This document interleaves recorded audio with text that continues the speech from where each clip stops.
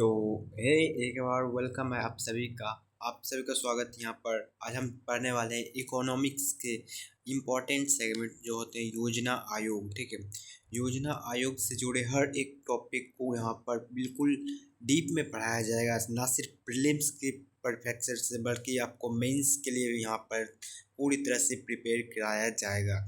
तो शुरू करते हैं इस खास से वीडियो को।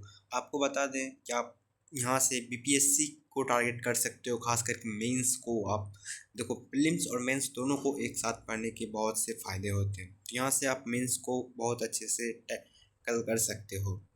तो हम बात करें इकोनॉमिक्स की योजना आयोग के बारे में, उससे पहले हमें यह जानना होगा उसके बैकग्राउंड को। किसी भी चीज़ को पढ़ने से पहले आप उसके बैकग्राउंड को एक बार ज़रूर ध्यान में रखो। ठीक है, तो अगर हम योजना आयोग के बैकग्राउंड के में बात करें तो हमारा देश कब आज़ाद होता है? 1947 में।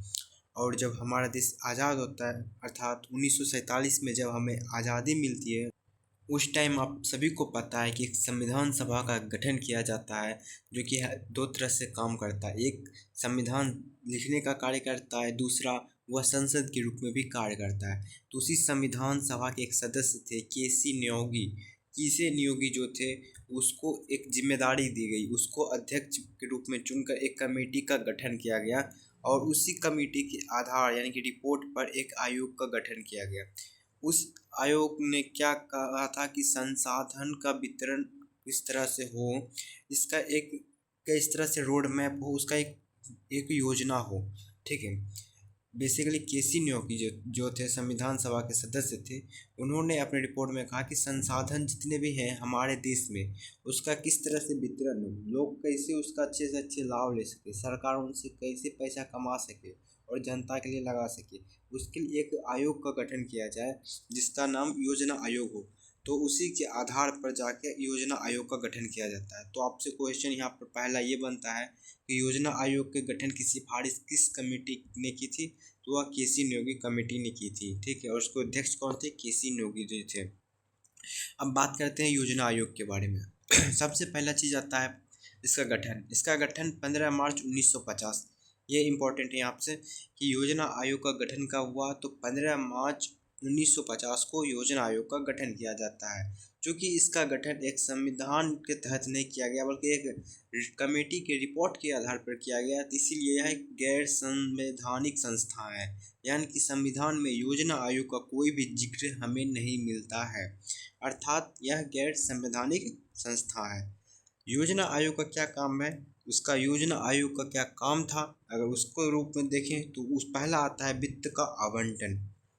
वित्त का आवंटन का तात्पर्य है कि देश के जो संसाधन के रूप में जो भी चीज़ हमारे पास है, अर्थात पैसे हैं, जो भी खनिज हैं, उसका आवंटन किस तरह से किया जाए, किस राज्य को कितना पैसा दिया जाए ताकि वो अपने क्षेत्र में अच्छे से विकास कर सके, और किस राज्य को कम पैसे दिया जाए ताकि वह अपने क्षेत्र में उतना अच्छा अगर विकास को प्राप्त कर चुका है तो उसे कम पैसा देना है। अगर कोई राज्य मान लीजिए बहुत पिछड़ा है तो उसे हम ज़्यादा पैसा देकर अच्छे से अच्छे डेवलप करा सकते हैं, और कोई राज्य पहले से ही डेवलप है तो उसे हम कम पैसा भी देंगे तो कोई दिक्कत नहीं होगा। तो इसका निर्धारण कौन करता था? योजना आयोग करता था। और दूसरा था पंचवर्षीय योजना।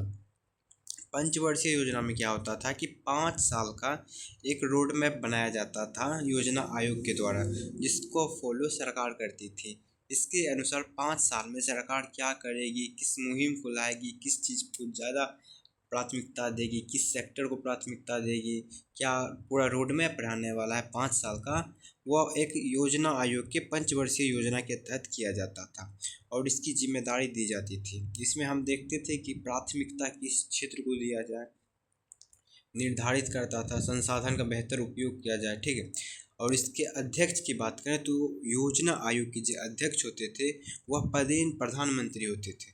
मतलब कि जो भी प्रधानमंत्री हमारे देश में होते थे वह इस योजना आयोग के अध्यक्ष हुआ करते थे। और इसी क्रम में आपको पता है कि योजना आयोग का गठन चूँकि 15 मार्च 1950 में किया गया, अर्थात इसका जो पहले प्रधानमंत्री हुए वह हुए जवाहरलाल नेहरू। ठीक है, लेकिन आगे जाके 2014 में क्या होता है, योजना आयोग को समाप्त कर दिया जाता है। इसके जगह पर नीति आयोग को भारत में लाया जाता है। ठीक है, नीति आयोग भी योजना आयोग की तरह काम करती है, बस यह थोड़ा सा लंबे समय के लिए रोड मैप बनाती है। इस तरह से समझ सकते हो। नीति आयोग 15 साल का रोड मैप लेके चलती है, जबकि योजना आयोग 5 साल का रोड मैप लेके चलती थी।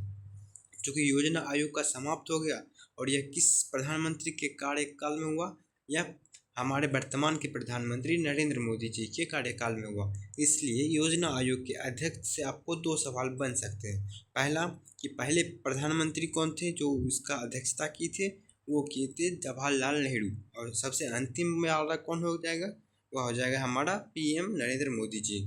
ठीक है। अब इसके एक उपाध्यक्ष भी होते थे, चूँकि अध्यक्ष हैं तो उसके उपाध्यक्ष भी होंगे अध्यक्ष को सहायता देने के लिए।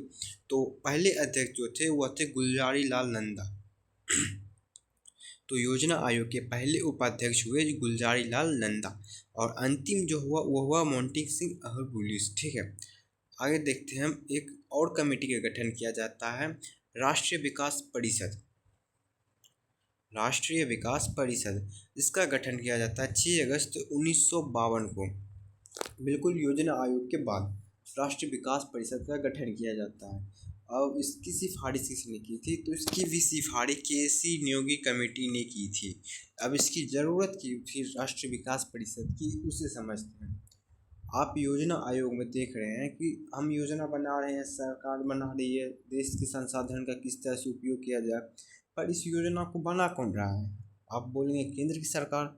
तो केंद्र की सरकार अपने मन से, मतलब अपने तरीके से देश में जो भी योजना होती है उसे लागू करा रही है, उसके लिए योजना बना रही है। लेकिन यहाँ पर राज्य सरकार की उतनी ज़्यादा प्राथमिकता नहीं दिया जा रहा, अर्थात राज्यों में क्या चाहिए इसको सुनिश्चित करने के लिए राष्ट्रीय विकास परिषद का लिया गया, अर्थात क्षेत्रीय असमानताएं जो फैल रही थी उसको समाप्त करने के लिए, और संसाधनों का सही वितरण तथा मुख्यमंत्रियों का साथ लेकर हम ये सुनिश्चित कर सकते थे। मुख्यमंत्री अपने बात किसी भी बैठक में रख सकते थे कि हमें अपने क्षेत्र में विकास के लिए ये चाहिए, ये नहीं चाहिए। मान लीजिए हमारे देश के 2 राज्यों का उदाहरण लेते हैं। ठीक है। 2 उदाहरण लेते हैं, पहला लेते हैं बिहार, दूसरा लेते हैं केरला। आप सभी को पता है कि केरला में जो लिटरेसी रेट है वो बहुत ज़्यादा हाई है, जबकि बिहार में लिटरेसी रेट बहुत कम है दूसरे राज्यों की तुलना में। ऐसे में अगर केंद्र की सरकार कोई शैक्षणिक लिटरेसी रेट बढ़ाने की योजना चला रही है, तो ऐसा हो सकता है कि केरला के लिए यह उतना ज़्यादा बेनिफिट नहीं हो, क्योंकि केरला में पहले से लिटरेसी है वो। तो ऐसे में केरला के स्टेट बोल सकते हैं कि हमें लिटरेसी रेट पे ज़्यादा फोकस ना करके हमारे क्षेत्र में किसी और जो प्रॉब्लम है उसको यहाँ पर क्या किया जाए, ख़त्म किया जाए। जैसे हो सकता है केरला में भले ही वो लिटरेसी रेट में बहुत ज़्यादा अच्छे हो सकता है वहाँ पर किसी और मामले में वह पिछड़े हो, तो उस मामले को उस क्षेत्र से ख़त्म किया जाए। लेकिन बाकी जगहों में लिटरेसी रेट को बढ़ाने के लिए योजना चल सकती है, बिहार में चल सकती है। क्यों? क्योंकि बिहार में कम है। तो ऐसे में क्षेत्रीय असमानताओं को समाप्त करने के लिए और सभी स्टेट में क्षेत्र के हिसाब से विकास करने के लिए, उसको सुनिश्चित करने के लिए एक गठन किया जाता है किसका, राष्ट्रीय विकास परिषद का। अब पढ़ते हैं हम सभी पंचवर्षीय योजनाओं के बारे में। ठीक है। पंचवर्षीय योजना की बात करें तो पहली पंचवर्षीय योजना कब लागू की गई, तो पहली पंचवर्षीय योजना सन 1951 से 1955 तक की चला था, यानी कि 5 सालों के लिए। ठीक है। आप इसको आप याद मत करो कि ये हुआ इस योजना में इसको उद्देश्य देखा है। देखो आप देश की स्थिति को समझो, क्योंकि आप फाउंडेशन पढ़ रहे हो तो आप जितना जल्दी अच्छे से समझोगे बैकग्राउंड को उतना अच्छा सा आप लिख सकते हो, क्योंकि आपको मेंस लिखना है। आप प्रीलिम्स भले ही रट के निकालो, लेकिन आपको मेंस में आपको लिखना ही पड़ेगा। ऐसे में आपको कॉन्सेप्ट क्लियर रहना बहुत ज़्यादा ज़रूरी हो जाता है। आप खुद देखो कि प्रथम पंचवर्षीय योजना में किस चीज़ को प्राथमिकता देंगे। आप मान लो ये हमारा देश है, 1947 में हमारा देश आज़ाद हुआ, और 1947 में हमारे देश की क्या स्थिति थी, हमारा विभाजन हो चुका था, धर्म के नाम पर एक नया देश बन चुका था पाकिस्तान, इतना मारकाट मचा आप सभी जानते हो, वो हो चुका था। संसाधनों का पूरी तरह से ब्रिटिश जो थे वो दोहन करके गए। हमारे यहाँ पर क्या बोले तो कृषि को पूरी तरह से बर्बाद किया, उद्योग को बर्बाद किया। तो हमारी पहली प्राथमिकता क्या होना चाहिए? आप खुद सोचो, एक इंसान की कल्पना करो, अगर वह इंसान को आप सबसे पहले वो किस चीज़ की डिमांड करते हैं दुनिया में रहने के लिए? आप खुद बताओ, या आप खुद बताइए, अगर आप अपने पर ही एग्जांपल लेते हैं तो आपको दुनिया में रहने के लिए सबसे पहले किस चीज़ की डिमांड करेंगे? तो वह होता है खाना, भोजन। ऐसे में 1947 में जो है हमारा देश तो आज़ाद हो गया, लेकिन यहाँ पर क्या था, तो भूखमरी थी। कृषि क्षेत्र जो थे बहुत ज़्यादा उतना विकसित नहीं हो पाए, पाकिस्तान का निर्माण हो चुका था, अशांति थी, उत्पादन उतना ज़्यादा हो नहीं रहा था। किसी भी सेक्टर को ले लें, या प्राथमिक सेक्टर ले लें या द्वितीयक सेक्टर ले लें, किसी भी सेक्टर में, तो हमारे देश की सरकार की सबसे पहली प्राथमिकता थी कि हमारे देश के लोगों को खाना मिल सके, उसे भोजन मिल सके। भोजन मिल सके अर्थात खाद्य सुरक्षा को सुनिश्चित किया जाए। और खाद्य सुरक्षा सुनिश्चित कैसे होगी? तो कृषि पर ध्यान दिया जाए। तो इसी क्रम में प्रथम पंचवर्षीय योजना में कृषि व सिंचाई पर जोर दिया गया और उत्पादन को बढ़ाने का प्रयास किया गया।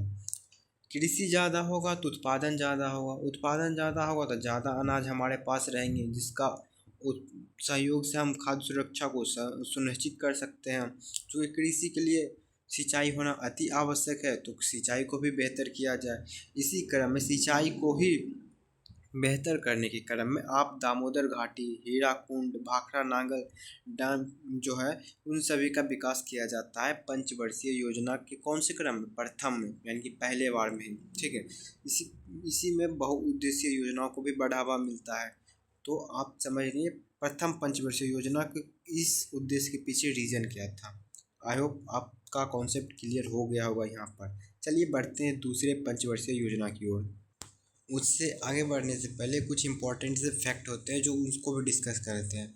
आपसे एक क्वेश्चन एक बार पूछा जाता है कि यह योजना जो था प्रथम पंचवर्षीय योजना का मॉडल क्या था?